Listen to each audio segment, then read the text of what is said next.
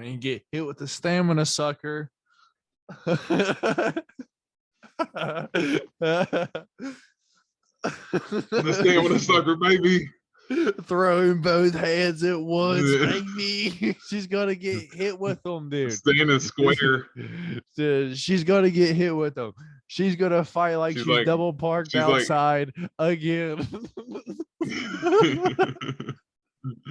She's gonna fucking smash her brain in like she's fucking Bam Bam. Excuse me, Champagne Poppy. We've just broke your case, lad. We've just broke your case. Can I have a rollie? Please? I know, yeah. We Champagne Poppy. What are we getting for that? Can we have a roll? Can I have a rollie, please? Can I have a rollie?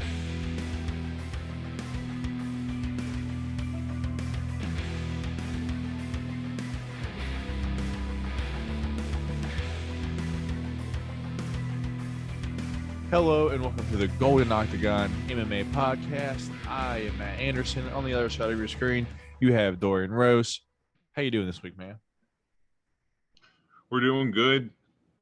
Just been a little bit of a dreary day. It's been super rainy, so of course, you know, we were playing a little bit of PS earlier. It's kind of one of those kickback days. So been good overall though, and got a pretty decent pay-per-view coming up this weekend, so that's what we were talking about. You know, I was kind of poo-pooing it last week, I think, but looking at the card overall, it's got some pretty solid names for the most part. So pretty excited for it and pretty excited to be here to talk about it. Fair enough. So that being said, I'm gonna give you guys a quick rundown on what to look forward to on today's show. So up first, we're going to talk about this past weekend's fight card, UFC London, at least the main event, and just our picks, our takeaways, and our championship announcement, if you will. Moving on along to the fight news for the week. Not too much happened over this past weekend. And lastly, we will be talking about this upcoming weekend's fight card. UFC, was it 277, 278? 277. 277, and that is in Dallas. That is Amanda Nunes taking on Juliana Pena, and Brandon Moreno taking on Kai Kara France. The second one for the interim flyweight title. Anything to say? And the rare two pay-per-views in 1 month. You know, don't let the UFC try to be sneaky and try to sneak that one by us. Yeah, they definitely got us with two pay-per-views this month, man. I honestly don't even pay attention anymore, dude. I'm like, all right, pay-per-view. All right, here we go. There goes $80 for my damn account. So with that being said, before we get started, if any of you guys wouldn't mind, you know what I'm going to ask this time. Pretend that like button is Alistair Overeem's chin, and you are Francis Ngannou, and uppercut the everlasting shit of it. That would be fantastic. And subscribe to the channel if you are not. Comments below are always appreciated. Yeah, so we will get back to you on those, but let's get into it, man. First topic of today's show, UFC London, dude. It was a highly anticipated card, but I got to be honest, dude, the prelims were not too good. Like, I was kind of bored the entire way through. Main card kind of picked it up, but we'll start right there at the main card, dude. I'm going to let you tell everyone what happened to Tom Aspinall real quick while I get the card pulled up. Really just 15 seconds, and came out. Tom Aspinall normally does start a fight pretty quick. You know, none of his fights, I don't think they said he's never seen a third round, I believe. So he's normally a pretty quick starter, starting fast how he normally does, and goes to throw a leg kick, and when he lands, it sort of lands on Curtis's thigh. And Curtis goes to throw a punch at him, and it kind of knocks Aspinall off balance. And when he goes to land back on his leg, looked like his right knee ended up giving out. Similar to what happened to Alexandre when he fought Jan Blachowicz earlier in the year, and he went to land back on his leg, and his leg just ended up giving out. Similar to what happened to Aspinall. Just a bummer overall, because we were very excited for the fight, because we thought that it was going to be super competitive. Even though we both picked Aspinall to win, we both thought that it was going to be a super tough fight, and that Curtis is one of those guys. I mean, he's only lost to Francis Ngannou, and you could just say he got hit with a Hail Mary from Derek Lewis, because other than that, The guy, he's ran through most of the competition that he's been through. And this fight could have potentially decided, maybe the next title challenger. So just sucks overall for what's happened to Tom Aspinall, man. But Curtis Blades almost just seems like he can't really even celebrate it because it was 15 seconds. He gets the win, and he technically gets a win bonus, but it's like he went in there and it was almost all for nothing, going through the whole training camp just going there for 15 seconds and ended up being like that.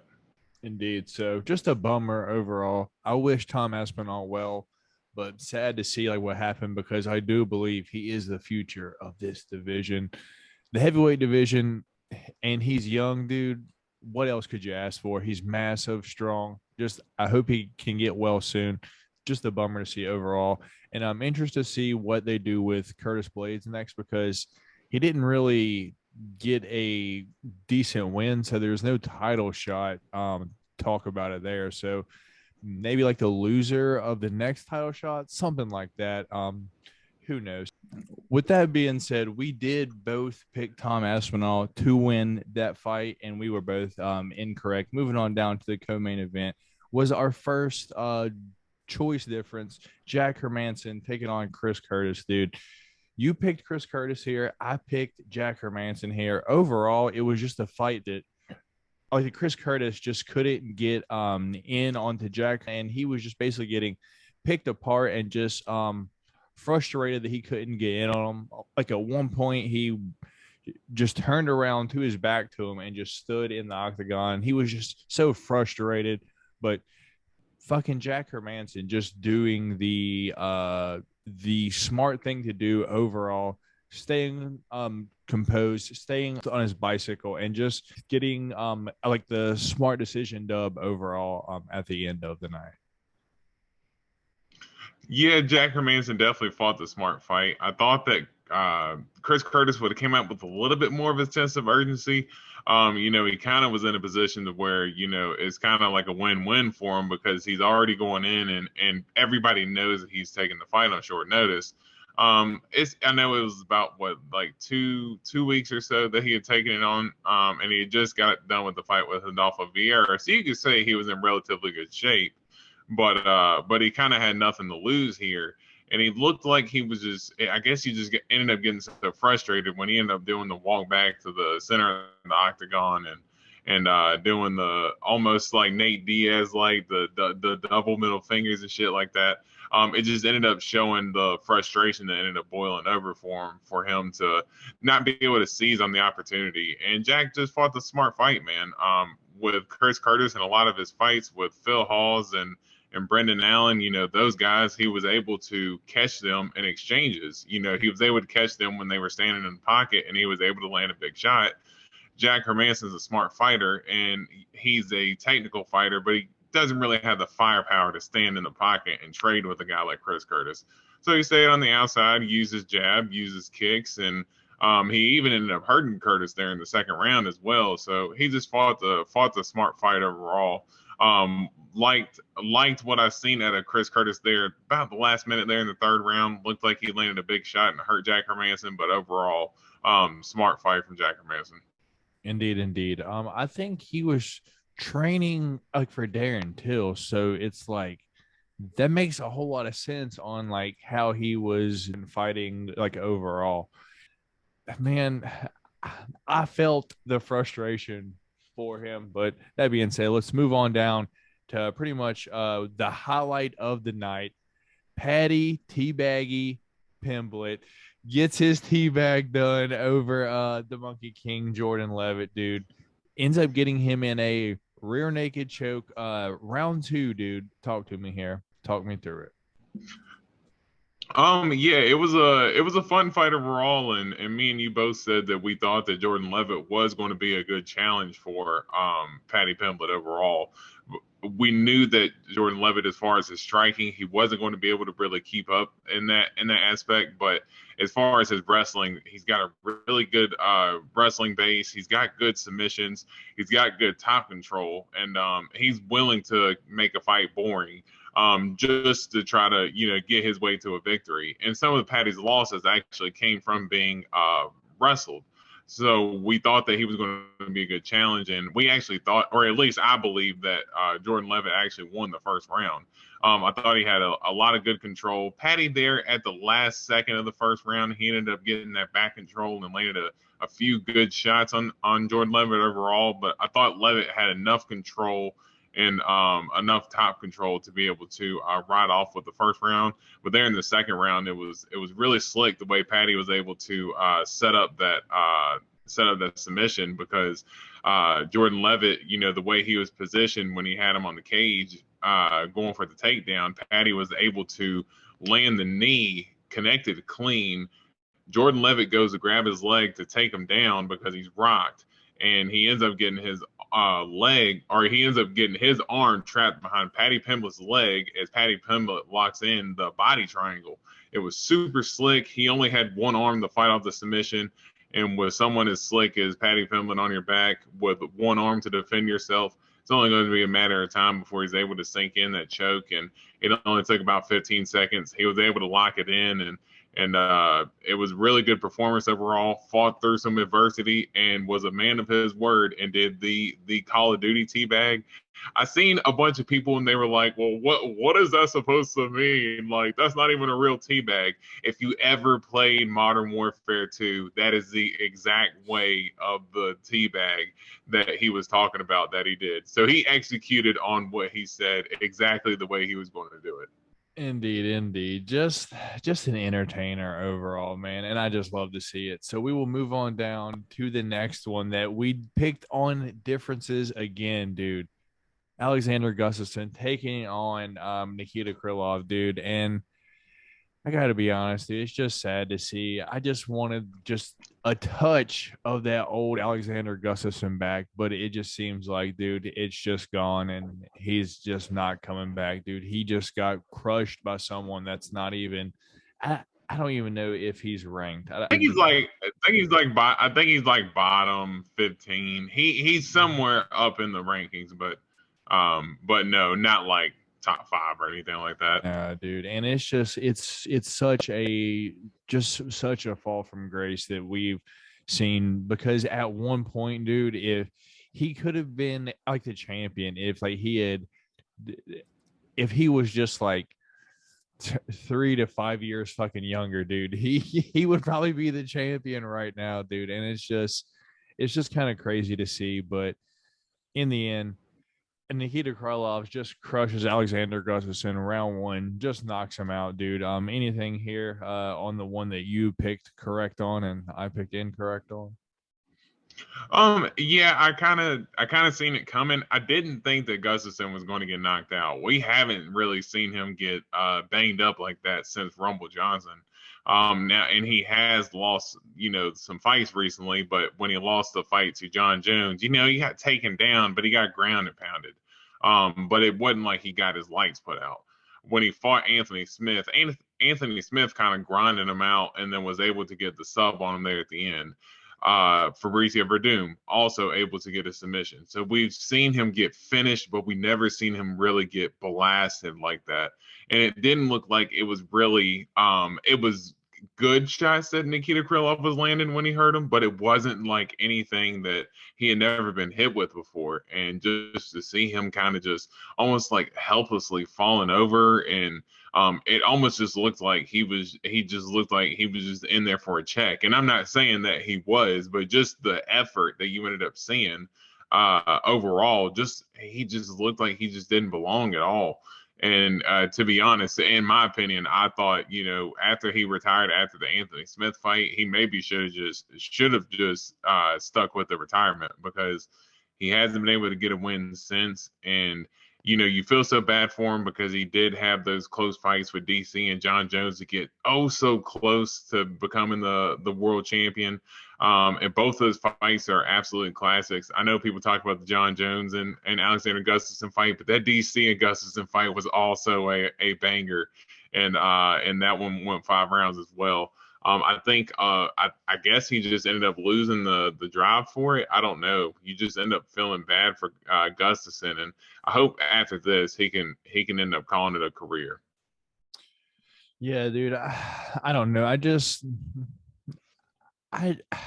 I don't want to see him get crushed again like that, because if you just keep sticking around, dude, it's just going to keep happening. So hopefully he's done after this. Hopefully he can hang it up. But if he does fight again, that's 4 times in a row he's been finished. That's crazy. yeah, if he does fight again, hopefully it's at least against a person that's of, I guess, who I consider his era, or just something like that, dude. Yeah. Just to get like one You don't really final have dub. Like, don't I know that's the thing. you It's don't really like have those guys at 205. they're not there anymore. Like, they're all. You would consider Nikita Krylov one of those guys, because Nikita Krylov is another guy Maybe who's been Shogun. around for a long time. Shogun, maybe No, OSP. please, no. I was gonna say maybe OSP. Yeah, just no, like I did not want to see Shogun. Like, just maybe one of them. I just want to see like just fucking Gus just get one dub and just ride off into the sunset. If not now, dude, it's all right. But that being said, let's move on down to the meatball rolling over 24K Hannah Goldie, dude. Hit her with this, I got punches, spinning elbows, then close out a whole bunch of shit. 2 fights in a row, she lands a fucking spinning elbow, dude. I don't know if it was as clean as the last one was. I don't think so. But still, like, fucking landed part of it. Just interesting to see that this keeps happening. The meatball striking lightning in London, dude. What's up here, dude? I absolutely love the way that she fights every time. And it seems like here lately, we were talking about it, and she's just all of a sudden turned on this killer instinct. And I think a lot of it has to do with her being able to fight in front of her home crowd. Because I even heard her mention after the fight, she said she had a couple fights on Fight Island, and she had a couple fights during the pandemic, and she said that it was really hard for her to kind of get up and motivated for those types of fights, because you have no crowd, you have no energy. And she said really for her fighting style, having a crowd, it makes her thrive much more. And you can just see it in her performances. That her last 2 performances, she's came out and had this absolute killer instinct. And I do think that elbow actually landed clean. I think Hannah Goldie's just got a good chin, because that was a clean elbow, and that ended up, of course, that big overhand right ended up setting up the finish. And I like the way that Molly set it up, because Hannah Goldie went to grab her leg and almost went to set it up for a leg lock. Molly got out, waved her up, and as soon as she stood her up, just absolutely cracked her with a big right hand over the top, knocked her back on the cage, and that's when she set her up for the beautiful spinning back elbow, threw that damn Dragon Ball Z combo a couple times, and she fell flat on her face like Beshko Haya did against Ronda Rousey, man. So Meatball, dude, hats off to her, because she's been able to land so many elbows. And I just love her and Paddy's energy when they're together, man. They're such a ball of fire when they're together. And I know people were kind of hating, like, oh man, this may be too much. You only beat Hannah Goldie, but it's like, dude, she just has a lot of energy. She's happy to be there. It's a big moment in her career. Man, I'm like, just let them live, man. I mean, we have room for everything as far as top fighters that are, of the highest respect. We have fighters like Islam Makhachev and Charles Oliveira. They're going to have the utmost respect for each other, and it's going to be the highest level of fighting. But we can also have the side where the fighters can be super entertaining and have their own personalities. And that's why I love fighters like Molly McCann and Paddy Pimblett, because they're able to just express themselves in the way that they do. And I really do love it. It's very entertaining. Definitely so entertaining. And they do want the rollies. Am I right, man? Can I have a rollie, please? Can I have a rollie? The damn veneer is shining, man. Shit. Yeah. And then, them veneers be shining, boy. She got the straightest teeth I ever seen in my damn life, bro. This shit's straight as hell. And then the opening fight of that main card, Paul Craig taking on Vulcan Ozdemir, dude. I let you sway me here, man. I let you sway me. I thought something like that could happen, dude. Talk to me here. What happened, man? Well, I thought that Vulcan was going to be able to have pretty good takedown defense, but I thought that Paul Craig was going to be able to mix it up a little bit more, and that seems like what he had been able to do in his last couple of fights was mix up a lot of the grappling with his striking. And I think in this fight, he just got a little too caught up in his own sauce, maybe, and was trying to just pull guard, was getting comfortable. There were multiple times where Volkan Oezdemir was almost just letting the time pass, just so he knows that once Paul Craig is sitting on his back, whether he's doing much work or not, it's going to look like Volkan Oezdemir is winning the fight as long as he's just able to land a few leg kicks, a few punches here and there.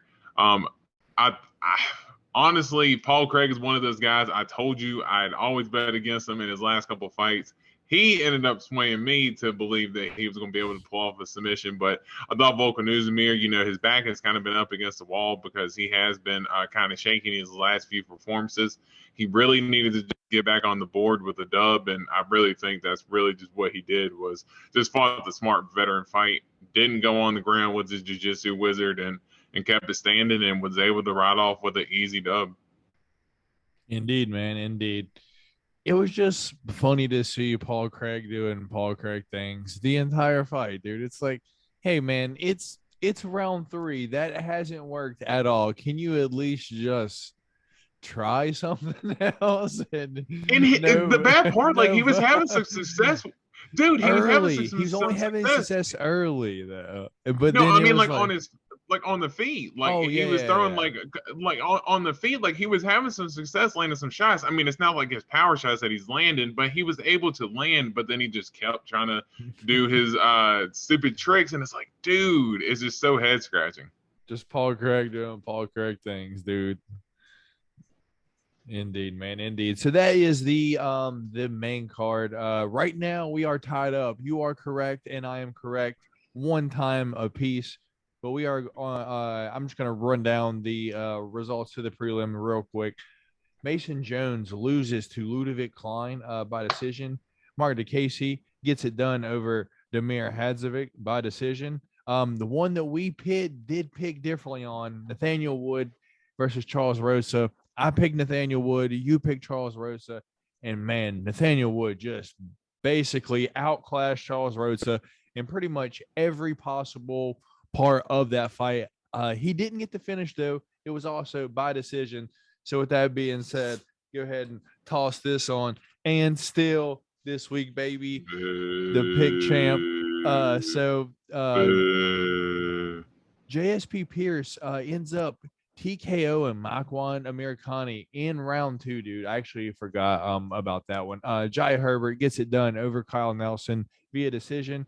Mandy Baum gets it done over, loses to Victoria Leonardo by decision, and Claudio Silva, which was our replacement one, dude. So if you even want to be more specific about it, I even one-upped you one more there, but you picked Claudio Silva there, and I did pick Nicholas Dalby, and he did get it done with his karate style at the end of the night, dude, by decision. So that is the fights from this past weekend. And you see, I am still this week's pick champ, dude. It's been at least 5 weeks now, dude. Can you get this back? You lying. You lying. How many weeks has it been for me? Count for me. Just real quick. I literally don't even know that. Let's see. Because it's been a long damn time. That's why. I left for 1 week. 1 week. It's because you be cheating. That's what it is. Here we go. Man, I just felt bad for you because I was winning it so many times before. 2, 3. All right. This is week 4 of me having it right now. Week 4 right here. Me having the championship. I am a little bit of an exaggerator. I'm not going to lie. But it's all right. See how shiny this is? I keep it shined up, dude. Maybe one day you'll get it back, but I am still this week's pick champ, and hopefully you can get it back. With that being said, let's move on down to the next topic of today's show, the fight news, man. Not too much happened over this past week, but I am going to read out just a little bit of fight announcements that have happened since our last podcast. So starting off, man, we've got newly announced Darian Weeks taking on Cedric Doumbé. Don't know who Cedric Doumbé is, but Darian Weeks just now fought Ian Gary, yeah? Yeah. Yeah, he Jamie, did. He fought him pretty good too. yeah, Jamie Pickett taking on Dennis Talulin, added to UFC 279. Muhammad Usman taking on Zach Palga. That is Kamaru Usman's younger brother, fights at heavyweight. That is on UFC Vegas 59 on August 6th. And then the other fight from Tough is going to be on there. Jonathan Martinez taking on Cub Swanson on October 15th. That's going to be a good fight. Yeah, man. Yeah, it definitely should. Jonathan Martinez comes a bang, and Cub Swanson, I was just talking about him earlier. Yeah. Darren Elkins, in his last fight. So hopefully, I'm a big Cub fan, so hopefully he can put together another performance like that. Indeed. We got Ode Osborne taking on Tyson Nam on August 13th, UFC San Diego. That's a pretty good fight. We got some big boys, man. Jake Collier taking on the Beast Boy, Chris Barnett. That's going to be on UFC 279 in September as well, dude. How stacked is that card going to be? I don't know. That's the September card. That's not the. That's the Nate Diaz. That is UFC 280. Yeah. So I mean, I guess. Yeah. I guess there's some action on there. Some action added on there. It's a fun fight. At least it's a fun fight. We got one of your favorites, dude, Hakeem Dawodu taking on Julian Erosa on September 10th, UFC 279. That's that card again, dude. That's a banger. That is a banger of a fight. Yeah. We got Yusuf Salal taking on Christian Quiones, I believe. That's on UFC San Diego, August 13th. And that is pretty much everything that I have just off the top of my head right now. I don't know if we said it last week, but Ion Cutelaba is taking on Johnny Walker on that UFC 279 card.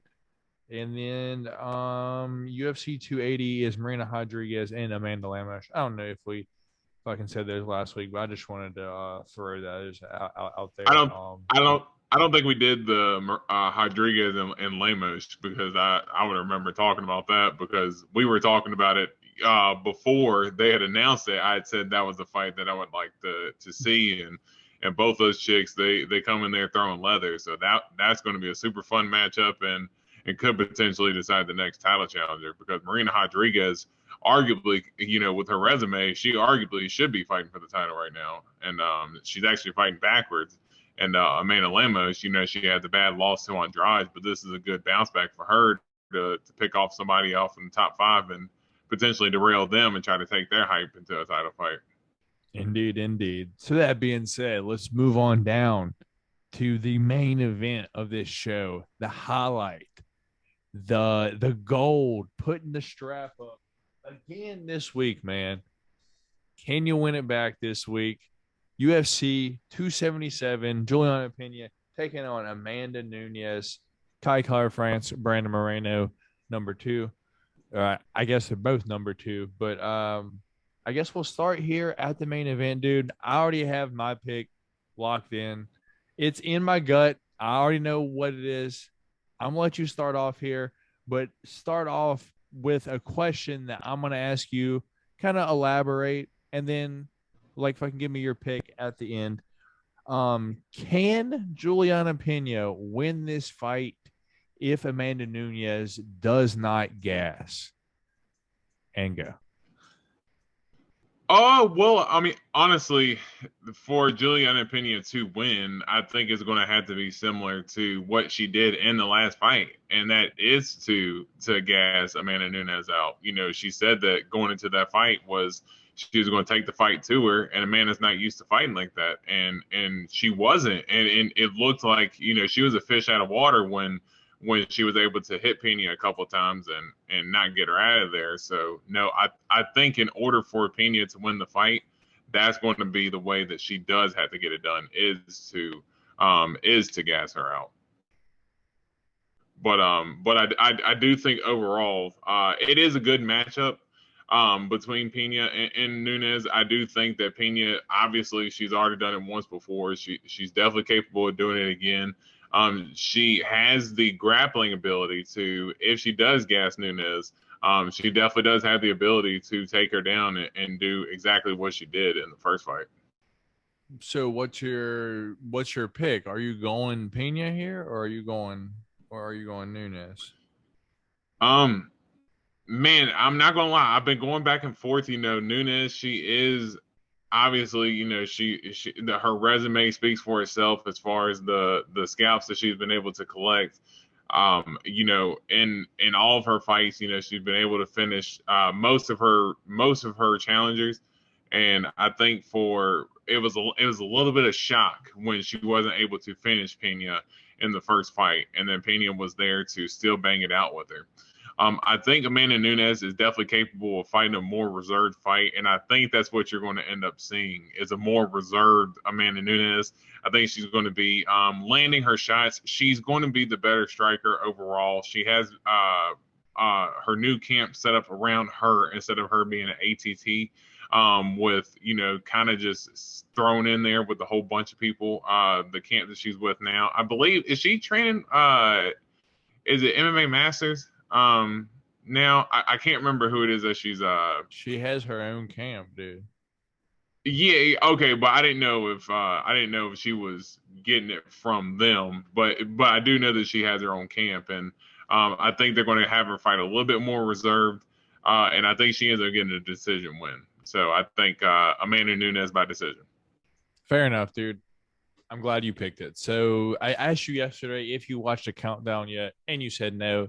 And I was like, yes, bro. On the countdown, Amanda Nunes' camp is literally a garage, like a storage unit with a cage in there and some fucking weightlifting shit. And her coach was fucking talking, and they're like, we didn't bring in anyone for this camp. It's just us, this, and this. And I was like, what? Amanda Nunes is going to lose this fight again, dude. I'm calling it again. Juliana Pena is going to beat her again, dude. I don't know what it is. It's my gut feeling. It's like, if you're not even going to bring in people to train with and you're just going to work on just your cardio, dude, I think you're going to lose this fight again. Like, don't get me wrong. I understand you know how to fight and all of that, but it's like, you need bodies. You need elite bodies to train with.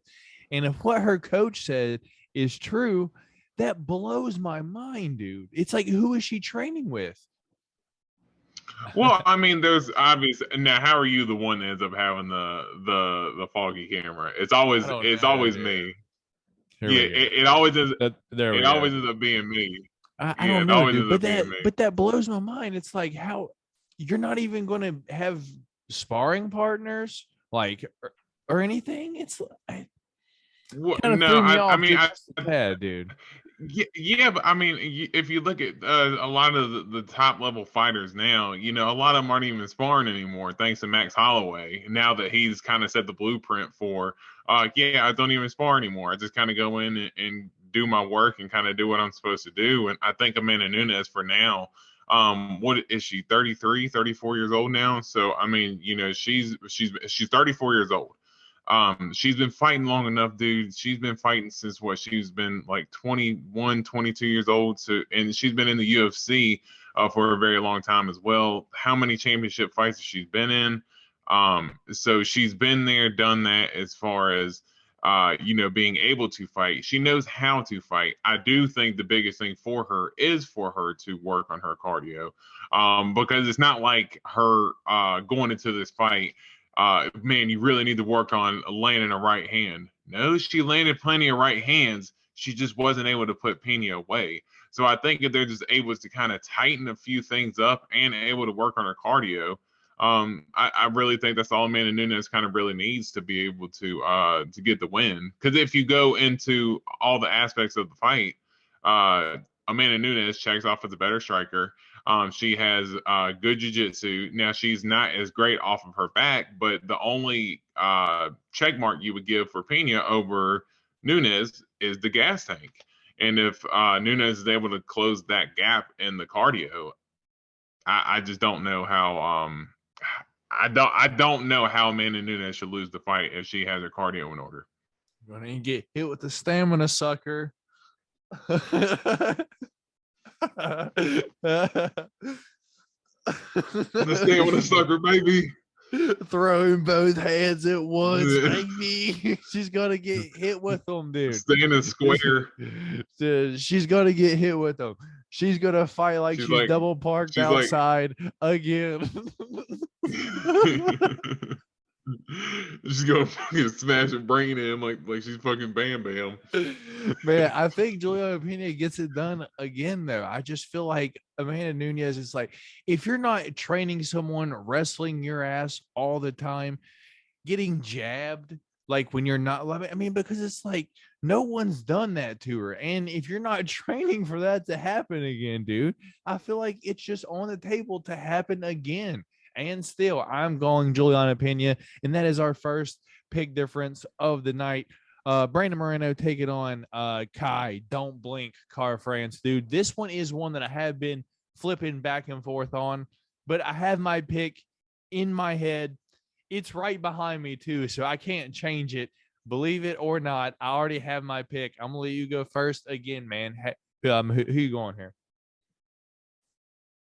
Obviously, you gotta start going first after a little bit too, because but I have been going back and forth in my head about the fight. I love Brandon Moreno. You know, we've been watching him since he was on the Ultimate Fighter. I still remember when he lost that first fight to Alexandre Pantosia, but then they gave him another opportunity after that. And he's been able to make good use of his UFC run. Kai Car France, sneakily enough, and I never paid attention, was actually on that same season as Brandon Moreno. I just learned that. I think it was about last year sometime that I ended up learning that. But overall, I think that Kai Car France, he's really been rolling as of late. I really think that Askar Askarov fight, it really showed a lot to me as far as his wrestling defense, and that he's really been working on it, because Rogerio Bontorin was able to hold him down for a pretty good bit of time when Kai Car France fought Bontorin. And when he was able to still get the win in that fight, but he was held down for a majority of that first round before he was able to get back up and get the knockout. In the Askar fight, he wasn't really letting Askar display any type of control whatsoever. He was able to get back up on his feet and able to do his work. Now, Moreno, his hands have been looking a lot better in his last few fights. I thought he won the last Figgy fight, but that'll be a different conversation for another day. Both fighters are, I think, there's a potential to where they could both be fighting, multiple times. Man, I do think overall, I do think after going back and forth, I think Brandon Moreno ends up winning a decision.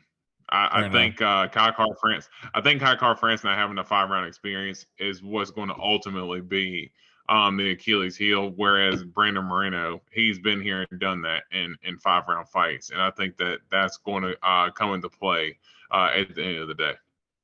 Yeah, I guess that's kind of along the same lines like that. I think like the 5 rounds, but I think I kind of like fucking disagree with you on the control aspect. I think he gets his back taken quite a bit, and he's been finished there multiple times. I think Moreno could actually finish Kai, dude. I'm not saying that he's 100% going to, but I am going Brandon Moreno. And just so you know, I wasn't bullshitting. I do have it here. This is my girlfriend's shirt because the shit don't fit me. But right here, Viva Mexico, Brandon Moreno. I wasn't bullshitting it, dude. I had already had my pick in my head. I would just want to see where you were going with that. So I'm going to go first.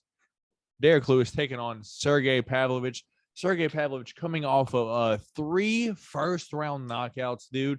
And I got to admit, it's fucking scary. It's fucking scary taking on the Black Beast that losing 2 out of his 3 being like fucking knockout. I'm a huge Derek Lewis fan. Dorian is a huge Derek Lewis fan.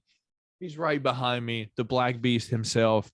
At the end of the night, I'm hoping that we see the chest pound and the tongue out and the hook 'em horns at the end. I'm going Derek Lewis here, dude. It's going to be a tough one. I'm going to be rooting for him. And officially, I'm picking him because I don't think that Sergey Pavlovich has tasted anyone with the power of Derek Lewis. And if he comes out gunslinging, I think Derek Lewis can gunsling back with him and put him out, dude. As long as he doesn't get overwhelmed, I think Derek Lewis gets it done here via knockout, dude. What's up? How are you going here? I do think that this is it's a super dangerous fight for Derek Lewis. Sergey Pavlovich has definitely been hot as of late. Like you said, 3 first-round finishes, and he's been putting dudes lights out here as of late. He seemed to put it together. I think if I remember correctly, he had the debut against Overeem, where Overeem kind of ran him over. And it seemed like, he was kind of just wrestled the shit out of him, ground and pounded him, and just wrestled him.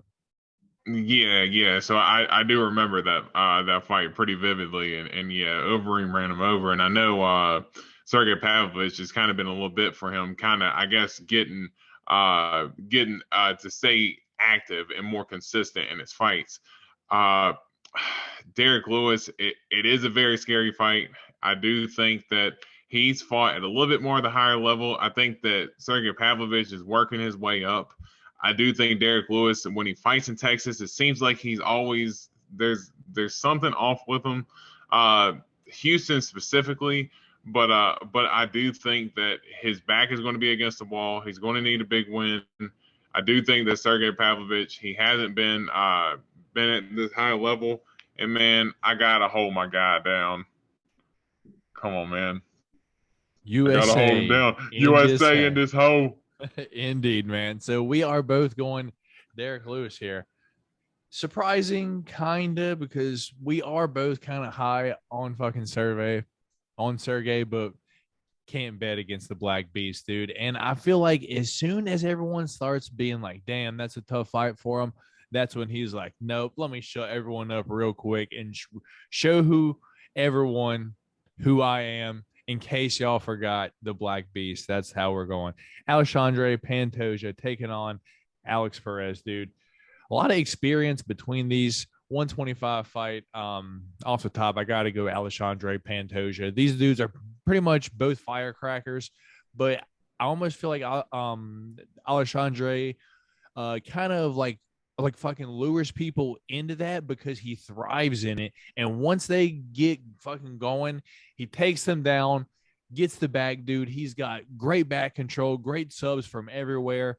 Alexandre Pantosia is the way that I'm going. He might sub him, but probably by decision. Just overall going to outwork him. Who you going here, man? Man, I've been going back and forth on this one as well, and I think we were even talking about it the other day. I was kind of saying that I could see, multiple results of the fight. For Alex Perez, I felt bad for him. I think they said his last 5 or 6 fights have been canceled. He's managed to, I think his last 2 or 3, he was actually able to make it to the scale. Keeps getting matched up with fucking Danger Match Schnell. Yeah, and it's like, yeah, for some reason, I don't think that's a good fight, for Matt Schnell personally, but that's just me. Yeah, and man, I think that Alex Perez, he's going to come out like a ball of fire. And we got to have a little bit of spice here, and got to have some difference in picks. We got these whole prelims, man. We got these whole prelims. Man, give me this one. Give me Alex Perez. All right. I think Alex Perez is gonna. I think with him having this time off, I really do think that he's going to come out a little bit more fired up, a little more motivated. Pantosia, he's one of those top guys in the division. He's super hard to beat. I agree with you with his back takes, his submissions. He's super slick. He's super well rounded as well. But I think Perez has enough striking ability. If he's able to keep on feet, I think he can ride off. Maybe knocking him out, but let's just say decision. It's going to be a close fight overall. This truly could go either way. So let's move on down to the preliminary card, the prelims. Main event of the prelims, we got Alex Morono, the Great White, taking on Semi the Jedi, Matthew Simmelsberger, dude. I'm going Matthew Semelsberger. I know you probably are too. Matthew Semelsberger hits like a semi truck, dude. Probably going to put Alex Moreno's lights out within the first 3 minutes of the fight, if you ask me. But how you think this one goes, man? Yeah, I think this one will go potentially the same. It might not end as quickly as you might be anticipating, but I do think that Simmelsberger, he does he that dude, he comes to bang and he is not playing around. I still remember the fight with him and Chaos Williams when him and Chaos were just trading just big shot after big shot with one another, and Dude, the just the chin on him admiration. too. Yeah, exactly Yeah. what I was about to say. Because dude, there's no one who stands in there and trades with Chaos Williams like that, and is able to not get knocked down. And Semmelsberger definitely stood his ground and held his own in that fight, and was able to deliver some big shots. So I think he is doing the same as Alex Moreno. Alex Moreno is a decent fighter overall. I do think that he has some ability. He can definitely implement his wrestling. You know, if he was able to kind of be a wet blanket over Simmelsberger, I wouldn't be super surprised. But if you're asking me how I think it's going to go, I do think Simmelsberger ends up getting a knockout. Indeed, indeed. So Drew Dober taking on Rafael Alves, dude. This one's another tough fight, dude, because Rafael Alves, I don't want to say he's new to the UFC, but here in the past, I would say like 2 years, just really like bursted on, dude. Just wins after wins, but Drew Dober at this point, dude, he's a vet now, a chin from hell, a big ass head, dude, got power for days, solid ground game too, dude. I gotta be honest, dude. I don't really know which way to go here, man. Probably gonna go Drew Dober, but it wouldn't surprise me if Rafael Alves ended up getting this done at the end of the night, man. Yeah, I do think that overall, I think Alves I think he's a tough fighter. I do think it's going to be hard to kind of take Drew Dober down, and I know Alves got some submissions to his name. One of the younger guys coming off of the Contender Series. I don't know if he'll be able to submit Drew Dober. Drew Dober's super strong. You know, he's short, stout, and he comes to crack. I think this is another one. This could be a barn burner itself for as long as it lasts, and I think Drew Dober also gets a knockout. Fair enough. But I also wanted to mention that you had missed the fight on the That's main card exactly what between. I was about to say now. I was like, holy shit, I fucking missed one of the best fights on the main card that we actually might pick different on, dude. Magomed Ankalaev taking on Anthony Smith, dude. So I don't know what happened, dude. It was like I don't know where it was at. It just wasn't like fucking there for a second. Also, set on my glasses earlier, so I don't have the best eyesight right now either. But Ankalaev taking on Anthony Smith, dude. Um, damn, dude. If I'm going to be honest, Ankalaev gets this done over the 3 rounds. Unless Anthony Smith can really put the pressure on him, dude, and just really do something to take him out of his fucking comfort zone. I just don't see it Ankalaev breaking like or fucking folding at any point. And Anthony Smith isn't really Paul Craig. As much as I do like Lionheart, as much as I do root for him, this is a big test for him, man. Ankalaev is for sure going to get it done here, if you ask me. And we've talked about Ankalaev as far as him being a potential title challenger. You know, the love and admiration I have for Anthony Smith, you know, super fun fighter. He's always been in there to entertain, and honestly, I think he's a super technical fighter. You know, a lot of people gave him crap, guys like Luke Rockhold and stuff, for when he made the move up to 205, and was saying, you know, how limited he was. But in his last couple of performances against guys, Devin Clark, Jimmy Crute, and Ryan Spann, you know, he was able to finish those guys off pretty easily. And I think that, you know, you've seen that fire that Anthony Smith had after that Ryan Spann fight, when he got up in Ryan Spann's face after he had, you know, beat the piss out of him. And, you know, he had got up in his face because he was so upset because he was so overlooked. I think that Magomed Ankalaev is the more well-rounded technical fighter and is definitely favored for a reason. I gotta ride with my guy Lionheart, man. Let's go, Lionheart, baby. All right, man. So that's our 3 different picks, and we got them all on the main card too, dude. So that's cool. That's super neat. We'll Let's try to get go. 2 more throughout the prelims, just for shits and giggles. But if not, it's all good. So we already did talk about Alex Moreno and Matthew Simlisberger, Drew Dober, and Rafael Alves. We're both picking Semi the Jedi and Drew Dober there. We got the return of Dante Mays taking on a guy that I'm not even going to try to say his name, dude. It looks crazy. But he Abdel is, Wahab. but he is 5-0, dude. Dante Mays, a massive guy, an athlete. We could see some hip strikes, however you want to say it. They were crazy. I forgot who he fought last time, but he was literally humping the dude's face, and like Herb Dean was like, "It's legal." It was just what can I do, man? I don't know. just wild to see. He's in there fucking, and you want to talk about a teabag? That's a true teabag. If anything, that was the true teabag.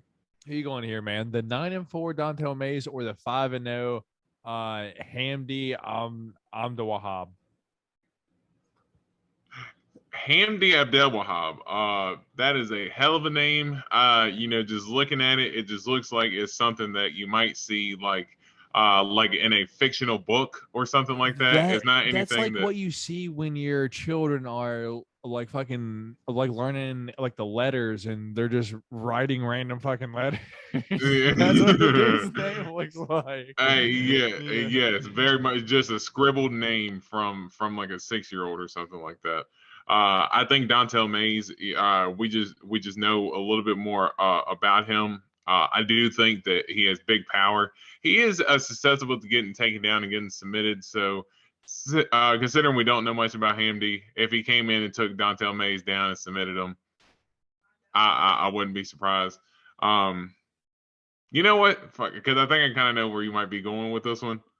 Give me Hamdi. I'll take Hamdi. What? Really? You're going Hamdi?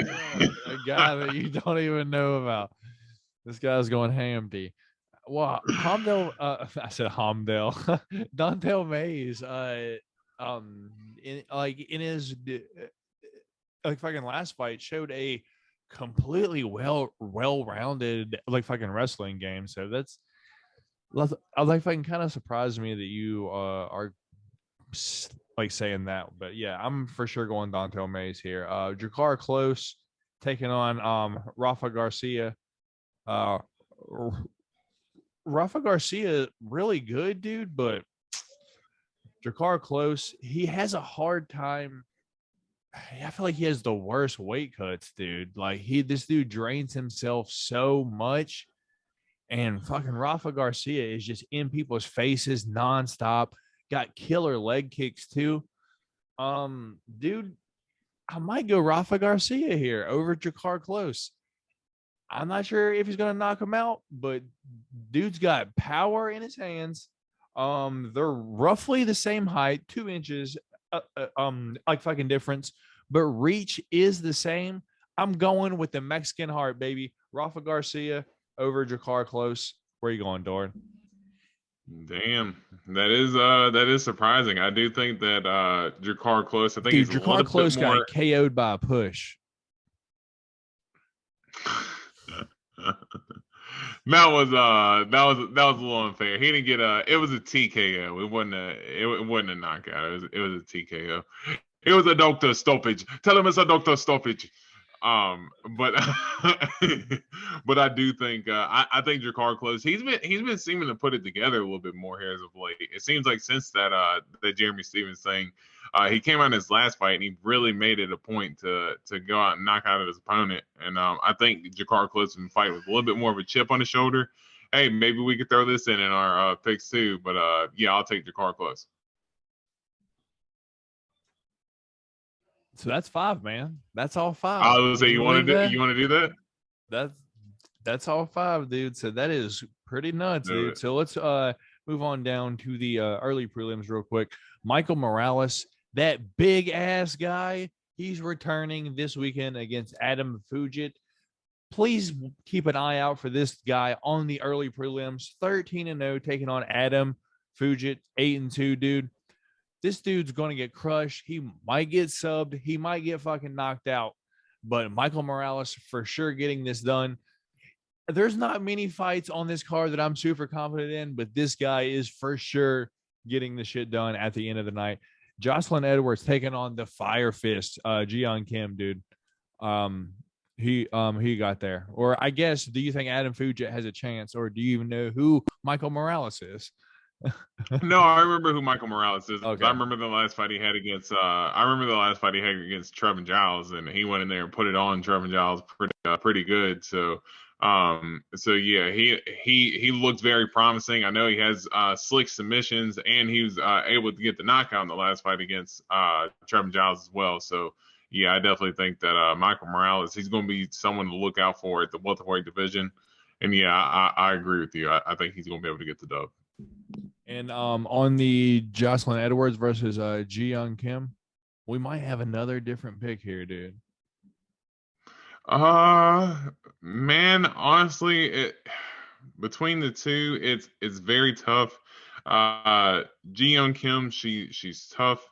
She comes in. I think she won her last fight, but she was. Don't forget, she's the Fire Fist. She was in a little bit of a slump in her last couple of fights before she got that last win. Give me I think Jocelyn Edwards, she's been, seemingly putting it together a little bit more in her last few fights. Give me Jocelyn Edwards.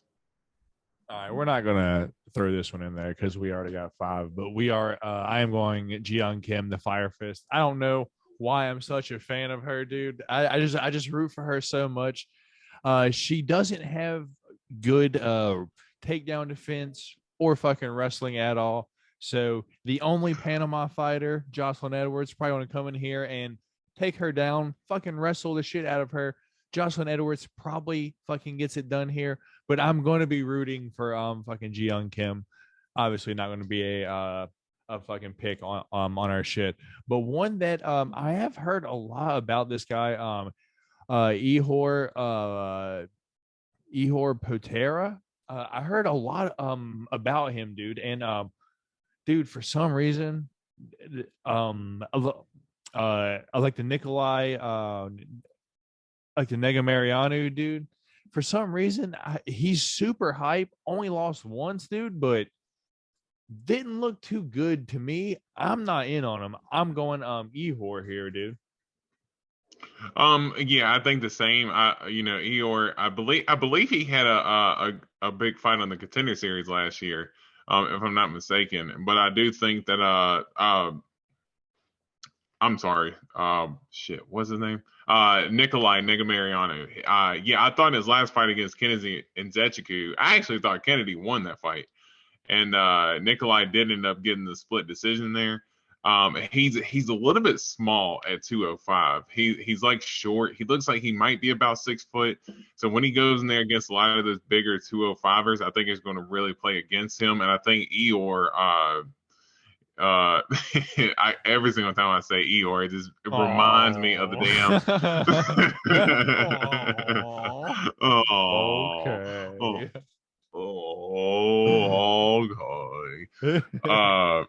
Yeah, it definitely reminds me of that. But I do think he's going to be the bigger guy and be able to take out Nikolai. So, yeah, I'm going to take Patera as well.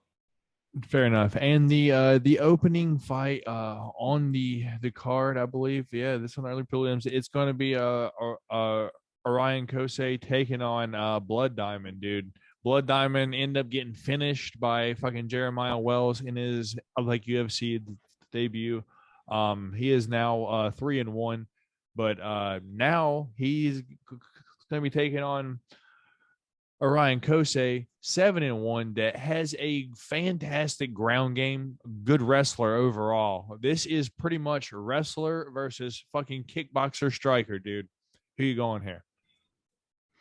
Yeah, I think that they are giving Blood Diamond no favors in his first couple UFC fights. You know, he ends up fighting an absolute tank like Jeremiah Wells in his first fight. Now he's taking on Dude, Orion Jeremiah Koche. Welsh tripped over his feet and then like on the fence, got like Yeah, clinched and beat up on a little bit, ended up getting the sub like 2 minutes later. We're like, what the fuck just happened? yeah. It was super weird how that fight ended up happening, but Blood Diamond is getting no favors right now. But I do think that going into this camp with City Kickboxing, you got to think that he's been working on that a little I bit. know, man. That's how I Um, feel too. you, It's like, you got to think he's been working on it, man. I think Orion Koche is going to be, like you said, going to be wrestling heavy approach. I think if Blood Diamond can keep it on the feet, I think he can ride off with the win, and I think to finally make a splash in the UFC, I think he finally ends up getting his first win. I think he might be able to get the knockout as well. I couldn't have said it better myself, man. That's exactly how I feel. It's just like, bro, the UFC seen something. I mean, he was 3-0, so it's like they saw something to where it's like, all right. So I think, excuse me, I think this is like the UFC, like fucking maybe sees like a hole that can be exposed to highlight fucking Blood Diamond here in the opening fight of the card. And if not, man, I don't think this goes like the distance as just a fucking small little sprinkle bay. If anyone feels fucking comfortable putting that on there, because either Orion Close is probably going to get knocked out, or like fucking Blood Diamond probably just going to get tired and overall just give up, because fucking Orion Kose, decent ground and pound, good subs too, but overall just a fantastic wrestler, if you ask me. Anything else on this card, man, before we get out of here? Nah, we pretty much cleaned it up, man. But like I said, going up and down the card just now, I mean, it's definitely a pretty good card overall, and I'm excited this Saturday. I'm supposed to get off at 5 o'clock. Fingers crossed that I'm able to, and we're able to watch all the fights. Yeah, it says the early prelims start at 6 p.m. So hopefully you'll get to catch them all, man. But yeah, not too happy that I have to pay for it, but overall, all right card. But that being said, I'm Matt Anderson, Dorian Rose on that side. Don't forget, I am still this week's reigning, defending pick champ, and Dorian has 5 picks to get this bad boy back this week. Can he win at least 3 of them to get that back? We'll see. This sucker is going to be coming home with daddy next week. With that being said, we are the Golden Octagon MMA podcast. Matt Anderson, Dorian Rose. We'll catch y'all next week. Peace. Peace.